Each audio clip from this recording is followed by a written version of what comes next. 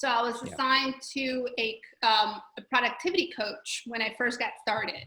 And it was someone that I could go to for my everyday mundane questions like, how do I fill out a contract? What do I put in this box? What contract should I use? This or that, So that was super helpful. Now that I already have that down pat and I can do that on my sleeve, now I look for other people that might be in the role that I'm trying to get to, which is to form a team.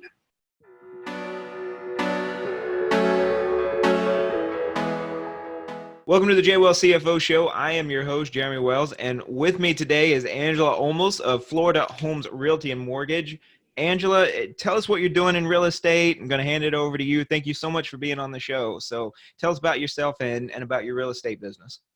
Well, thank you for having me on the show. Absolutely. What I am currently doing is growing a real estate business and at the same time, living the life of an entrepreneur, trying to balance that with family life. I am a mom before anything else. I have 2 young children that I absolutely adore, and they're the big driving force behind everything that I do.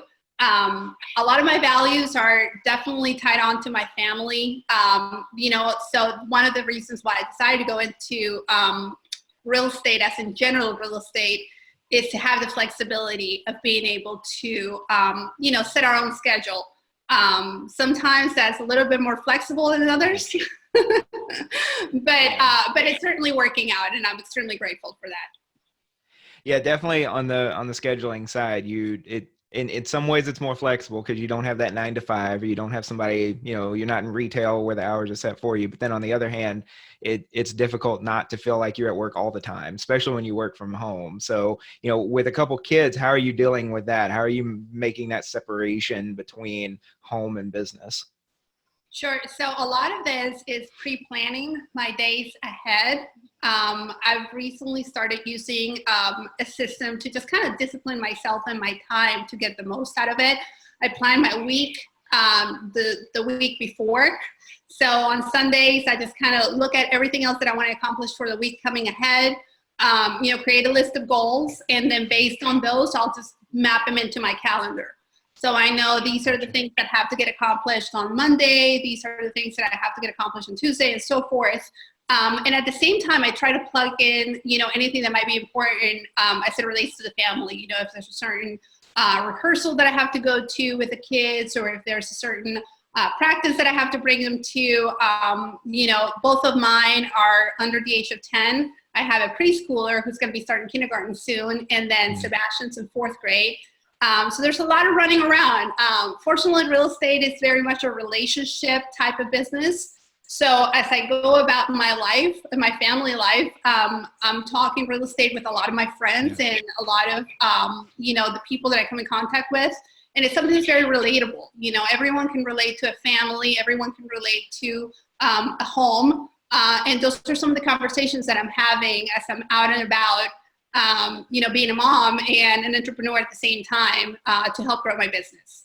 Yeah, it's definitely key, is finding a way to, finding that right balance between being proud of what you're doing, of the profession and the service that you're in, and wanting to tell people about that, but also not constantly drilling them down with, because I'm an accountant, right? And so especially this time of year when it's tax season, I see everybody as a potential client, right? I see everybody as somebody that I could help. And so it's interesting and being in real estate, right? Everybody out there is a potential, client looking either to buy or sell their home. And so, trying to pull back on that and be proud of what you're doing, but at the same time not be all about that. Also try to be social. That's one of the balances that I'm trying to find.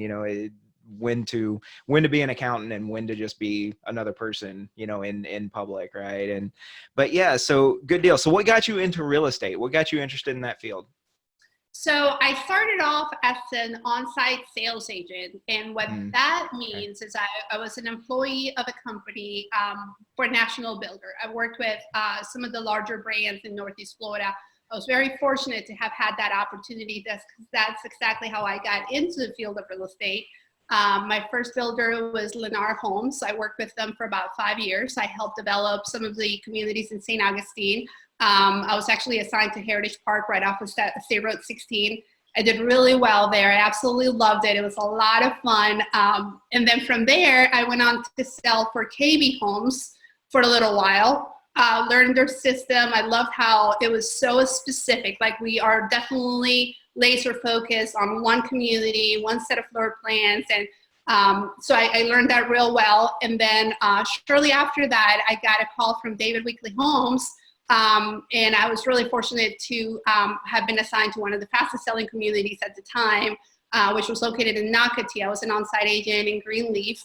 And it was right across the street from one of the St. Johns County schools that was being built. So it was a very popular community. A lot of the families that were building there obviously wanted their kids to go to that school. So it was really a great opportunity. I thought I would retire there, to be honest with you. Absolutely loved it. There was no reason for me to leave, except that when my second child was born, Gabriel, it was really hard to maintain, like I said, that family life. You know, I was working every weekend. I was coming home at 7:30 at night. You know, I was missing out on all the family time, the soccer practice, the birthday parties. And I kind of felt like, you know, it was great money. I absolutely loved it, but I couldn't make up the time that I've had with my children. You know, once they grow, I don't know that they'll want to hang out with me as much as they do now. And that was important to me. You know, I really just had to have a come to Jesus type of moment and say, you know, what's more important? Is it the career? Is it the family? Can I possibly have both? If I strike for that, I'm going to have to make some adjustments. And as hard as that was, I said, thank you for the opportunity, but I'm going to go ahead and go attend to my family. Now, I say that because I was at a position where I could do that. You know, I don't know that, you know, I would have been able to had I just started in real estate. But at this point, I was 10 years in. You know, I had developed enough relationships in town and had built my business and my confidence level in that industry to a point that I felt comfortable doing that, just taking a pause. It was by no way, shape, or form a permanent retirement. I knew that at some point I had to go back to work. But it was a moment to, you know, enjoy my newborn, see my child as he was going into kindergarten, and just really enjoy my family. So I did that for about a year. And then shortly thereafter, I had to get back into real estate. I'm one of those people that just have to be in action. You know, not that there wasn't enough to do with the kids at home, but I just felt like there was a lot of still in me to provide to the industry. So I went in with Keller Williams as a realtor, which is completely different than being a side agent. Oh my God. We're both selling homes, but as a realtor, I had to learn how to grow a business, how to run a business, you know, and I'm still learning, but I am absolutely glad that, you know, my career progression has gone in that direction, because now I feel that I know more about the industry as a whole rather than just new home builds. Now I can help someone with a resale, with an investment, as an investment property. So there's definitely a lot of different facets that whole experience has opened me up to in the field of real estate. And it's given me the opportunity to, at the same time, enjoy the time with my children, which is really important to me. Very cool. So do you have to be a licensed agent to work for the builders, to sell for the builders like that? So would you say that that's a good way to get started in the field, as opposed to just jumping right into being an agent or going to join a team? I mean, is it because you know, that it tends to be what I see a lot is, you know, somebody wakes up one morning and say, hey, I want to get into real estate. They go get the license and they go sign up with a team. Whereas you took a route that, you know, with a lot of aspiring business owners, aspiring entrepreneurs, you know, my first question, they come to me and say, hey, I want to start a business in this. My first question is, okay, but what experience do you have in that field? Have you ever actually done that work? Because like you said, when you decide to become a real estate agent, you're not just buying and selling, you know, helping people buy and sell real estate. You're also building a business at the same time, which is a whole other set of work. So it seems like that was a good introduction to the field, where you had that little bit of, you know, that little bit of cushion of, you know, you're working for somebody else, you're learning the ropes, you're learning the field, and then you can go out and start your own business. So would you recommend that as a way for others to maybe try to get introduced into the field? Yeah, if they're the right match for that role. There's certain abilities and certain skills that you absolutely have to be able to operate in that environment. Fortunately, I've always been extremely, excited about connecting with people. I think coming from a position of contribution is absolutely a must for anything that we do in our business. But if you have those types of skills, absolutely. I mean, for me, it made all the difference in the world because it did give me the opportunity to have all of that experience without having to have the overhead of running a business, right? Right. I was selling these beautiful homes and gorgeous model homes, but there was a corporation, a builder that was actually maintaining and running all of the facets of that business, including the expenses. So yeah, it's definitely a great way to start and get your feet wet as you grow into your career in real estate. Gotcha. So, the flip side of that then is when you decided to do an agent yourself, right? Not be working for a builder. What all of a sudden hit you that, oh, this is different, right? What did you have to start working through now that you weren't just an employee of a builder, but now you're an agent on your own?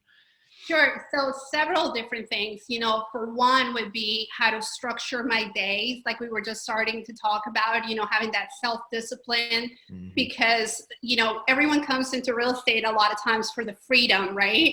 But it's really the freedom that could really, hurt some people. If you don't have the self-discipline and the ability to project your days in advance, the accountability that has to be in place for this to actually become a business, not just a hobby, that could really, make a big difference. So, that was number one, just learning how to run a business. You've helped me tremendously with the accounting side of the business. I've never had to, structure that while working for a builder. They did that for me. So now, as an entrepreneur, there's a lot of different things that I had to educate myself on.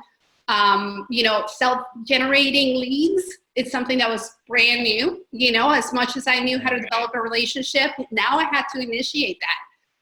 We do build relationships as an on-site agent, but as a realtor, I have to go out and create those opportunities to build relationships.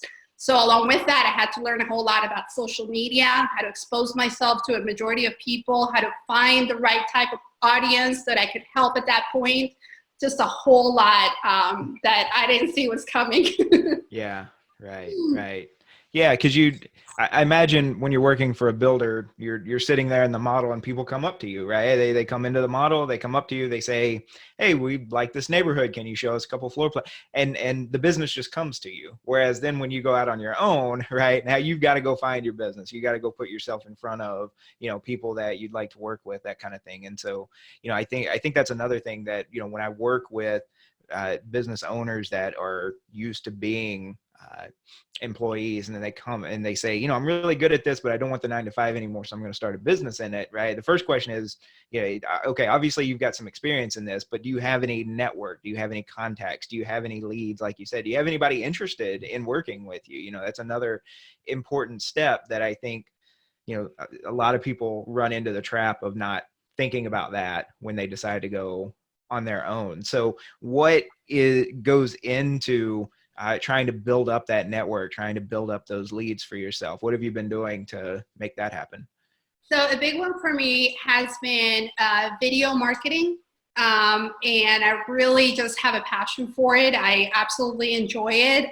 It does something that no other way of marketing does for me, and that it works for me while I'm picking up the kids from school, prepping dinner, checking homework, all the things that I have to do in my daily life just to keep my attention on the family. While I record a video in the morning during my productive hours, then I have that playing for me throughout the day, and it has the repeat factor. So as I'm putting the kids to bed, I know that there's that video, that message that's continuously playing. I'm currently growing my YouTube channel, which is something that I'm super excited about. That's a big project for me here in 2020. Yeah.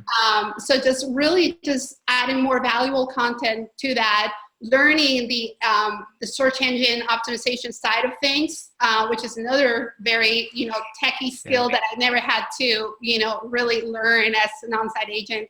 So, just optimizing that so that I can get in front of the people that are going to be, wanting to hear my message and who I could honestly help.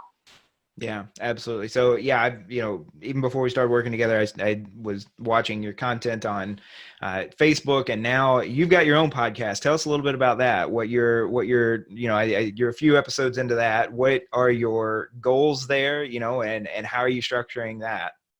Sure. So I have a real estate show that airs weekly live on Facebook and YouTube. The time for that is Friday morning at 10 a.m. Again, has the repeat factor the whole weekend. So the purpose of the show is to, number one, bring valuable content related to real estate to my audience. And my audience would be my network on my social media, such as Facebook, YouTube. I can always take those videos and put them on Instagram and IGTV and several other platforms like LinkedIn. That's another big one that I'm growing on. So having that consistency, first of all, what makes it a show is that it has a set time at a certain set day, and we know that we air live every Friday at 10 a.m., which is a little bit different than doing a pop-up video here and maybe one there. So it has that consistency factor. I'm starting with a series of interviews, so it's anyone that adds value to the real estate transaction. I started off interviewing lenders that had perhaps a really popular program for financing, something that was, extremely excited to hear about, any kind of down payment assistance or any kind of benefit that might be somewhat outside the box. I thought that was important to bring to light, so I invited them as a guest on my show. I've also had home inspectors. I've also had staging companies come in and talk. So, it's an opportunity for us to bring value to the community and at the same time, stay top of mind. With real estate, the average person, and this might vary depending on whether you're a military family or not, but the average person only buys a home every 5 to 7 years. Right? So it's an opportunity to stay top of mind. So when that time comes, they'll remember, oh yeah, I see her on my social media networks. Another thing that happens with that, with the being top of mind, is that they might not be in a position to buy or sell a home today, but they might know someone who is. So by me popping up on their social media feed on Friday morning, then that's a registration on their mind.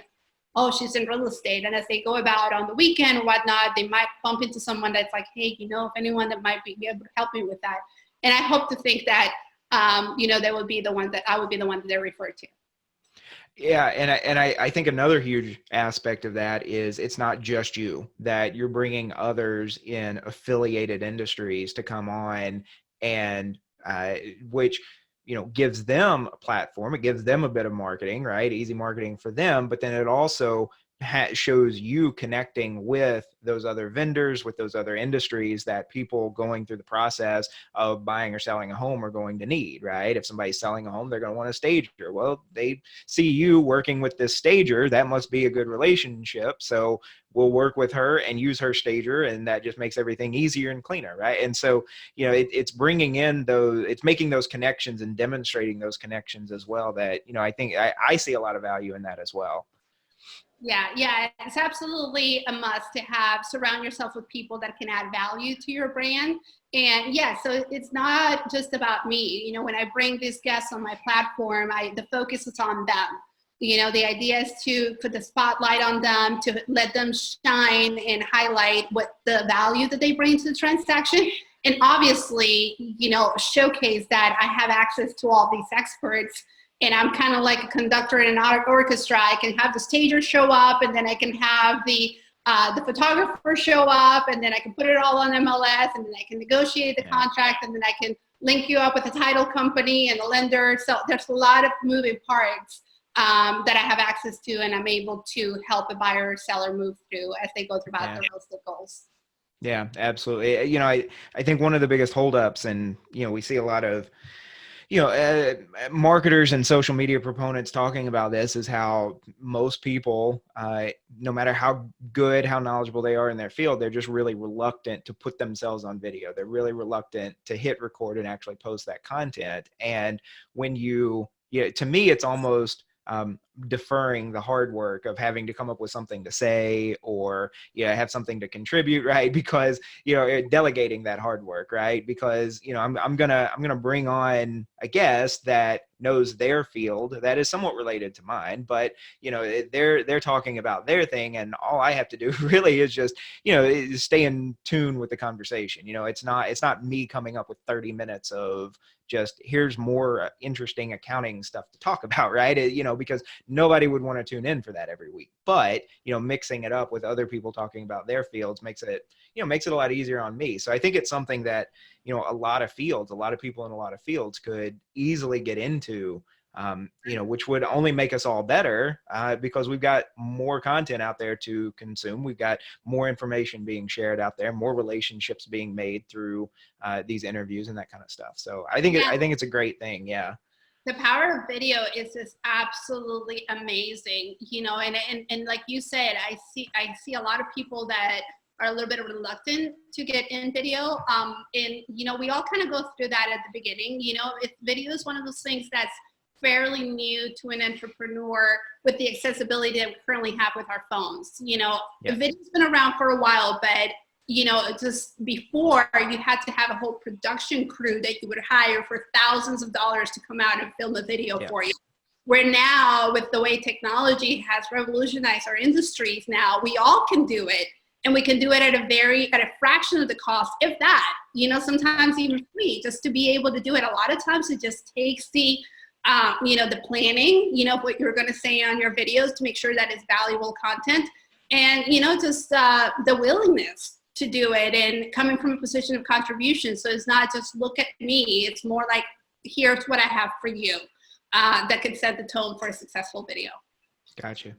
Awesome. So what else in terms of the marketing aspect? So I saw that you've got a networking event coming up. You seem to be pretty excited about that. Can you tell us a little bit about, your face-to-face activity and face-to-face marketing, networking, that kind of thing? Sure. So in an effort to blend things with more face-to-face, along with technology, part of my goal was to, if you've heard of meetup.com, they're a wonderful platform, and they bring people together on something that they all have in common, like some sort of commonality. So there's a meetup for dog walkers, there's a meetup for tennis players, there's a meetup for entrepreneurs, there's a meetup for moms, there's all kinds.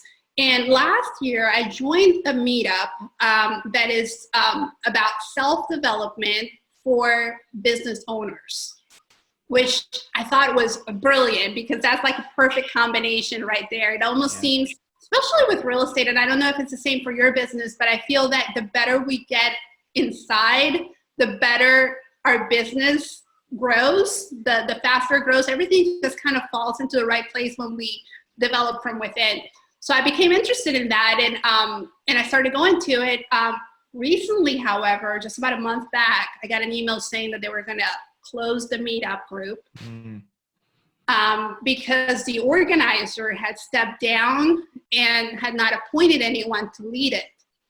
And I'm like, well, that's a bummer. We all enjoyed the topics. It was already established. It had 150 people already in it. Wow.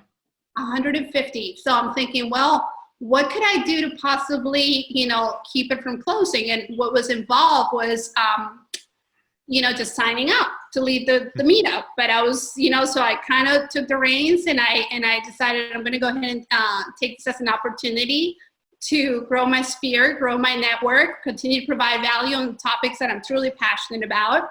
So I started leading the meetup, and I have my first meetup coming up here March 19th, which I'm super excited to share with everyone. And on that one, we're going to be talking about the importance of planning for our business. Very cool. Yeah, Meetup. If you haven't used it, it's a website, it's a smartphone application, and I've used it some. I've gone to some and tried to organize a couple, and I think it's really interesting that the more we focus on our online lives and having these social media accounts and the avatars and posting to all of these, there is still that desire, that craving for actually getting, in-person meetings with people, whether it's, a big group of, 100 that gets together, or whether it's just a, a one-on-one face-to-face meeting, all this kind of stuff. We still have that need and that desire, not necessarily just to do business, right? Just to get together. And like you said, even though we're all, business owners, we're all trying to get more clients and customers and all this, we still need that occasional get together where we're just blowing off steam, where we're just going through, these are some of the things that are stressing us out as business owners. So let's talk about how we cope. Let's talk about how we deal with them.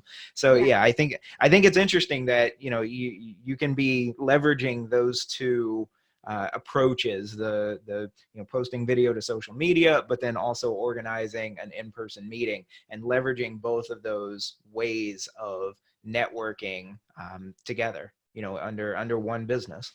Yeah, absolutely. And, the way I want to run these groups is to provide the business owners an opportunity for them to also showcase their business in these meetups.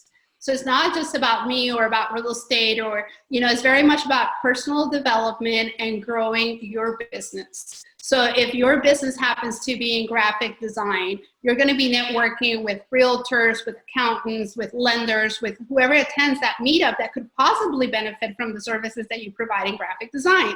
And the same would apply for any industry. So the idea is to bring people together. The commonality there is that we're business owners, and that we want to grow our business by becoming better in the inside. So there's going to be topics that we're all going to have in common. Our industries might be different, and I'm excited about that too, because that's what's going to keep it interesting.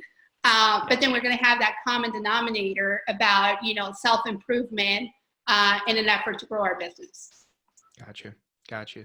So we talked a little bit toward the beginning about getting started in the field, and maybe becoming a builder's agent as a way of getting introduced in the field.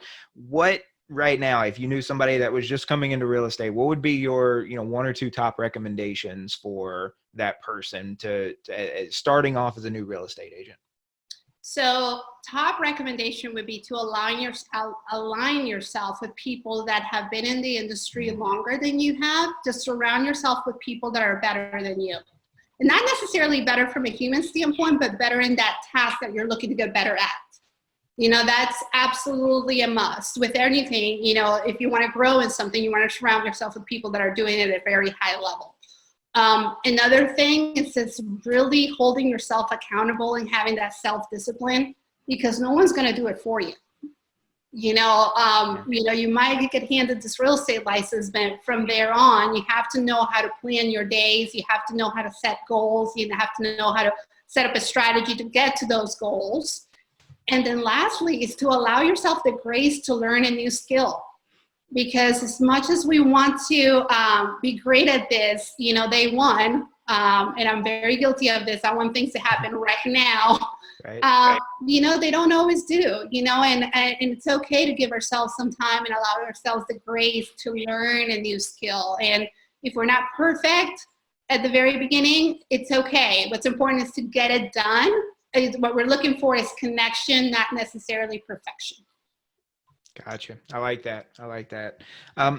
So back to the first point, finding somebody that is, finding some people that are better at this than you. Like what did that look like for you? Did you have a mentor? Did you have a coach? Like how did you find somebody to kind of guide you through the early stages of the field? Sure. So, I was very fortunate because when I first started as a realtor, I joined with Keller Williams, which has a fantastic training platform. So I was assigned to a productivity coach when I first got started. And it was someone that I could go to for my everyday mundane questions like, how do I fill out a contract? What do I put in this box? What contract should I use? This or that, So that was super helpful. Now that I already have that down pat and I can do that on my sleeve, now I look for other people that might be in the role that I'm trying to get to, which is to form a team. The ideal situation for me to grow in my career development would be to have a team But I've never had a team before. So, so I'm reaching out to people that are doing it at a really high level. Has really helped me. I'm with Florida Homes Realty and Mortgage right now, and there's some fantastic teams in my new brokerage. One of them is the Ohana team, which I've been really fortunate to establish a great relationship with the team leader there. And he's been very gracious to sit down with me and say, okay, well, these are some of the things that you have to look at, and these are some of the things that you should jot down, and, look at this, look at that.